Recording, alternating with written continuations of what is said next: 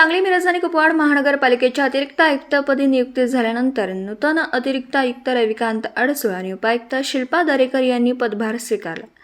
तत्पूर्वी दोघाही अधिकाऱ्यांनी जिल्हाधिकारी तथा प्रभारी आयुक्त डॉ. राजा दयानिधी यांची भेट घेतली आहे।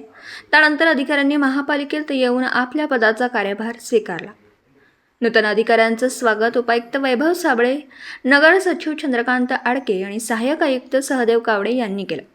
लोकसभा निवडणुकीच्या पार्श्वभूमीवर आयुक्त सुनील पवार, उपायुक्त राहुल रोकडे, पंडित पाटील आणि स्मृती पाटील यांच्या बदल्या करण्यात आल्या होत्या।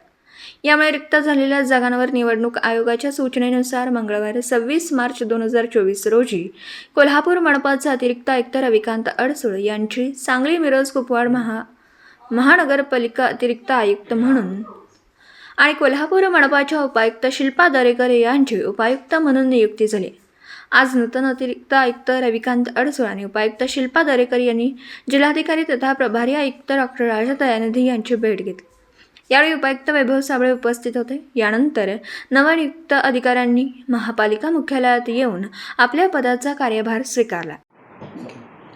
नमस्कार, मी रविकांत अडसूळ, अतिरिक्त आयुक्त सांगली, मिरज, कुपवाड महानगरपालिका। आजच या ठिकाणी मी पदभार स्वीकारलेला आहे। नागरिकांना महानगरपालिकेच्या माध्यमातून चांगल्या प्रकारच्या सुविधा देण्यासंदर्भात प्रयत्न केला जाईल।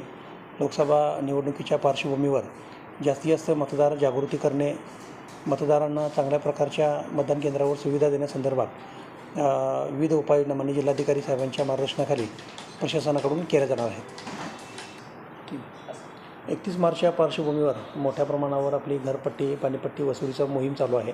त्यासाठी सर्व नागरिकांना आव्हान आहे की 31 मार्चपूर्वी जास्तीत जास्त घरपट्टी, पाणीपट्टी भरून महानगरपालिका प्रशासनामध्ये सहकार्य करावे।